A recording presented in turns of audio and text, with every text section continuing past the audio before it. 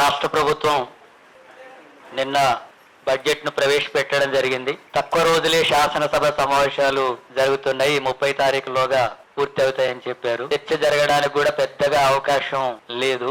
ఈ నేపథ్యంలో వెంటనే వీటి మీద కొంత చర్చ జరిపి ప్రభుత్వంకు ప్రజల దృష్టికి ప్రజల్లో ఉండేటటువంటి అభిప్రాయాలని అట్లాగే సంఘాలు పార్టీలు మేధావుల అభిప్రాయాలు ప్రభుత్వం దృష్టికి తీసుకొచ్చి సవరించేటటువంటి పద్ధతుల్లో కృషి చేయాలని, ప్రభుత్వం సవరించినా సవరించకపోయినా ఈ అంశాల మీద భవిష్యత్తులో ఉద్యమాన్ని ముందుకు తీసుకెళ్లడానికి కూడా ఉపయోగపడుతుందనే ఉద్దేశంతో వెంటనే ఈ సమావేశాన్ని ఏర్పాటు చేయడం జరిగింది. బడ్జెట్ కు సంబంధించినటువంటి పత్రాలు పూర్తిగా అందుబాటులో కొంత వచ్చి ఉండొచ్చు, రాకపోయి ఉండొచ్చు. అట్లాగే పత్రికల్లో వచ్చిన సమాచారం వాళ్ళు పెట్టినటువంటి వాటిని దృష్టిలో పెట్టుకొని తక్షణమే కాబట్టి కొన్ని విషయాల్లో ఇంకా స్పష్టత రాకపోయినప్పుడు కూడా ఈ సమావేశం నిర్వహించి ప్రభుత్వం దృష్టికి తీసుకెళ్లాలని భావిస్తూ గట్టిగా ఈ కార్యక్రమాన్ని ఆహ్వానించడం జరిగింది. దీనికి మేధావులు అట్టగే ప్రజా సంఘాల నాయకుల్ని కూడా ఆహ్వానించడం జరిగింది. ఆ రంగాల తరఫున జరిగేటటువంటి కేటాయింపుల్లో జరిగిన సరైన పద్ధతిలో కేటాయింపులు జరగకపోతే వాటిని కూడా ప్రభుత్వం దృష్టికి తీసుకెళ్లాలనే ఉద్దేశంతో జరుగుతుంది. మన రాష్ట్ర బడ్జెట్ 3,24,233 కోట్లతో ప్రతిపాదన పెట్టింది. గత బడ్జెట్ కూడా 3,04,366 కోట్లతో ప్రతిపాదన పెట్టింది. కానీ ఆ పెట్టినటువంటి వాటిలో దాదాపు 40,000 కోట్లకు పైగానే వాటికి సంబంధించినటువంటి కేటాయింపులు కానీ ఖర్చులకు సంబంధించి చూస్తే ఇంకా తక్కువ ఉంటుంది. కేటాయింపులే జరగనటువంటి పరిస్థితుల్లో గత బడ్జెట్ ఉంది. కాబట్టి ఈ సంవత్సరం బడ్జెట్ కూడా అంతకంటే భిన్నంగా ఉండేటటువంటి పరిస్థితి ఏమీ కనబడడం లేదు. ఇప్పుడున్న బడ్జెట్ లో కూడా వీటిలో కూడా అత్యధిక భాగం వడ్డీలకు పోతుంది, అట్లాగే రుణాలు చెల్లించడానికి పోతుంది, అట్లాగే జీతభత్యాలు పెన్షన్స్ ఇవన్నీ కూడా రొటీన్ గా జరిగేటటువంటి వాటికి అత్యధిక భాగం బడ్జెట్ పోతుంది. మరి సంక్షేమానికి వివిధ రంగాలకు అభివృద్ధికి సంబంధించినటువంటి కేటాయింపులు ప్రతిపాదనలో కొద్దిగా చూయించినా ఖర్చు పెట్టేటటువంటి విషయానికి వచ్చినప్పుడు అవన్నీ కూడా భారీగా తగ్గుతున్నాయి. గత బడ్జెట్ లో కూడా తగ్గుతున్నాయి. ఈ 2 సంవత్సరాలు కాంగ్రెస్ అధికారంలోకి వచ్చినప్పటి నుంచి కూడా ఆ వైఖరే కొనసాగుతుంది. ఈ బడ్జెట్ లో కూడా అలాంటివే ఉన్నాయి.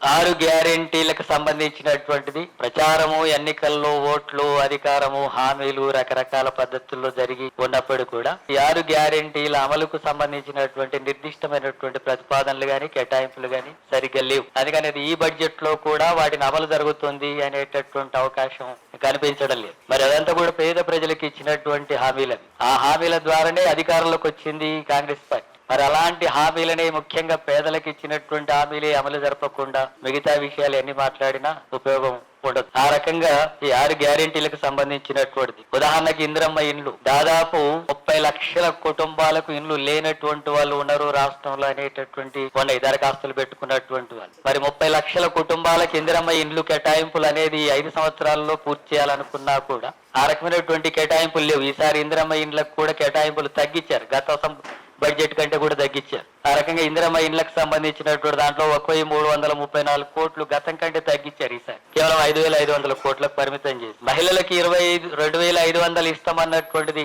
ఊసే లేదు. అంటే ఈ సంవత్సరం కూడా అది అమలు జరుగుతుందనే గ్యారెంటీ ఏమీ లేదు. వ్యవసాయ కూలీలకు 12,000 చొప్పున ఇస్తామనేటటువంటిది ఎన్నికల ముందు చెప్పారు, హామీ ఇచ్చారు. వాటికి సంబంధించినటువంటి కూడా నామమాత్రపు కేటాయింపులు ఉన్నాయి. ఈ సంవత్సరం బడ్జెట్ లో కూడా అది అమలు జరగడానికి అవకాశం లేదు. కౌలు రైతులకు 15,000 ఇస్తామని చెప్పారు. వాటికి సంబంధించినటువంటి ప్రతిపాదనలు ఈ బడ్జెట్ లో లేవు. రేషన్ కార్డులకు సంబంధించి కొత్తగా 15 లక్షల రేషన్ కార్డులు ఇచ్చాము, ఇంకొక 19 లక్షల రేషన్ కార్డులలో పేర్లు అదనంగా చేర్పించాము అని చెప్పారు. కానీ బడ్జెట్ కేటాయింపులు చూస్తే గతంలో కేటాయించినటువంటి కేటాయింపులే ఈ బడ్జెట్ లో కూడా ఉన్నాయి, 3,000 కోట్లు. మరి 15 లక్షల కార్డులు కొత్తగా ఇచ్చినప్పుడు ఈ 19 లక్షల కార్డుల్లో కొత్తగా పేర్లు చేర్పించినప్పుడు బడ్జెట్ పెరగాలి కదా, బడ్జెట్ పెరగలేదు. మరి బడ్జెట్ పెరగనప్పుడు వీటిని అమలు చేసేటటువంటిది ఎలా? ఆ రకంగా సామాన్యమైనటువంటి ప్రజలకు సంబంధించినటువంటిది ఉంది. అట్లాగే విద్యా రంగం కీలకమైనటువంటిది. మన రాష్ట్రంలో పూర్తిగా ప్రైవేటీకరణ అయి కార్పొరేటీకరణ అయి పేదవాడికి విద్య అందుబాటులో లేదు. మధ్యతరగతి వాళ్ళకు కూడా లక్షల రూపాయలు ఖర్చు పెట్టి చదవాల్సినటువంటి దుస్థితి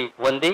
ఆ రకంగా పేద ప్రజలకు విద్య దూరం అయ్యేటటువంటి స్థితి కొనసాగుతున్నప్పుడు వీటిని మేము అధికారంలోకి వస్తే 15% నిధులు కేటాయిస్తామని చెప్పి ఎన్నికల మేనిఫెస్టోలో గతంలో చెప్పారు. మరి ఈసారి 8.2% మాత్రమే కేటాయింపులు చేశారు. మరి 15% కేటాయింపులు ఇంకెప్పుడు చేస్తారు? వాస్తవానికి 30% నిధులు కేటాయిస్తే గానీ విద్యారంగంలో మార్పులు తీసుకురావడానికి అవకాశం, కానీ 8.2% మాత్రమే నిధులు కేటాయించారు. వైద్య రంగం అంతే. విద్యా వైద్యం కీలకమైనటువంటిది. నామమాత్రంగా కొద్ది పెరిగినట్టుగా కేటాయింపులు చూపించినప్పుడు కూడా వైద్య రంగం కూడా పూర్తిగా పేదవాడి ప్రాణాలు డబ్బులతో ముడిపడి పడి ఉన్న పరిస్థితి. డబ్బులు లేకపోతే ప్రాణాలని గాల్లో వదలాల్సినటువంటి దుస్థితి ఇప్పుడు తెలంగాణ రాష్ట్రంలో కొనసాగుతుంది. మరి వైద్య రంగానికి సంబంధించినటువంటిది నామమాత్రంగానే ఉంది. 13,697 కోట్లు మాత్రమే. ఇదేమి ఏమిటికి కూడా సరిపోదు. ప్రభుత్వ రంగంలో వైద్యాన్ని మెరుగుపరిచి అందరికీ ఉచితంగా వైద్యం అందించడానికి కావాల్సినటువంటి చర్యలు తీసుకోవాలన్నప్పుడు ఆ రకంగా ఈ నిధులు ఏమి సరిపోవు. సహజంగా దళితుల సంక్షేమానికి నిధుల కేటాయింపులు పెరుగుతూ ఉంటాయి.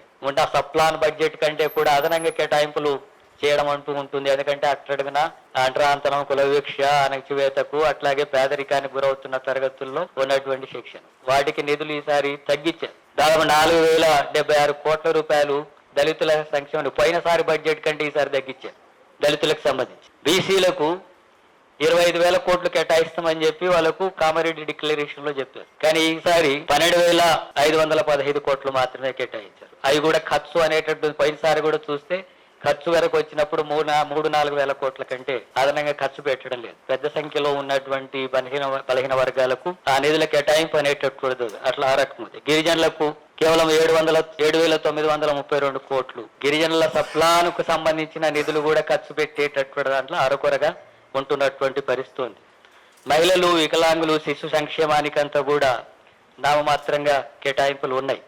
ఈ రకంగా సంక్షేమ రంగానికి సంబంధించినటువంటి కేటాయింపులు లేవు. సాగునీటికి కేటాయింపులు లేవు. ప్రాజెక్టులు పెండింగ్ లో ఉన్నటువంటి ఉన్నాయి. చిన్నగా తక్కువ డబ్బులు కేటాయిస్తే మొత్తం పూర్తి చేయడానికి అవకాశం ఉన్నటువంటి ప్రాజెక్టులు ఉన్నాయి. వాటికి సంబంధించినటువంటిది లేదు. వ్యవసాయ రంగానికి నిధులు, సాగునీటికి నిధులు తగ్గించడం అనేటటువంటిది జరిగింది. సంక్షేమ రంగానికి ప్రధానంగా చూసినప్పుడు ఆ రూపంలో నిధుల కేటాయింపు అనేటప్పుడు జరుగుతుంది. వీటిలో మొత్తం నగరాన్ని, రాష్ట్రాన్ని అభివృద్ధి బాటన పట్టిస్తాం. దేశంలోనే ఇది అగ్రగామిగా ఉండేటట్టుగా చూస్తాం. పోటీ అనేటటువంటిది దేశంలో ఉన్న నగరాలతో కాదు, ప్రపంచంతో పోటీ పడతాం అనేటటువంటి పద్ధతిలో ముఖ్యమంత్రి రేవంత్ రెడ్డి గారు మాట్లాడుతున్నారు. అందుకని ఫ్యూచర్ సిటీ అంటున్నాడు, మూసీ ప్రక్షాళన అంటున్నాడు. అట్లాగే గ్లోబల్ సమ్మిట్ పేరుతో 5,75,000 కోట్ల రూపాయలు పెట్టుబడులు వస్తున్నాయని చెప్పి అన్నాడు.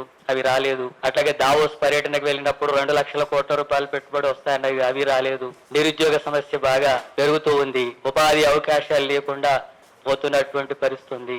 అభివృద్ధికి సంబంధించినటువంటిది కానీ, సంక్షేమానికి సంబంధించింది కానీ, విద్య, వైద్యం, అట్లాగే రైతాంగానికి అందించాల్సినటువంటి సహకారం, వ్యవసాయ కూలీలు, శ్రామిక వర్గాలకు సంబంధించి అణగారినటువంటి తరగతులకు సంబంధించినటువంటి అంశాల మీద తగినటువంటి ప్రతిపాదనలు లేవు. అందుకని ప్రభుత్వం వీటిని అన్నింటిని కూడా పునఃపరిశీలించుకొని కేటాయింపులు సరైనటువంటి పద్ధతుల్లో జరగాలనేది, అట్లాగే రాబడి గాని, అట్లాగే వస్తున్నటువంటి రాబడి, ఖర్చు, వీటన్నిటి కూడా పొంతన లేనటువంటి పద్ధతుల్లో ఈ బడ్జెట్ ప్రతిపాదనలు ఉన్నాయి. వీటన్నిటిని కూడా ప్రజల దృష్టికి తీసుకెళ్లాల్సి ఉంది. అట్లాగే ప్రభుత్వం కూడా వీటిని పునఃపరిశీలించి సవరణలు చేయాలని చెప్పి కోరుతూ ఈ సమావేశాన్ని ఏర్పాటు చేయడం జరిగింది. ఈ రౌండ్ టేబుల్ సమావేశానికి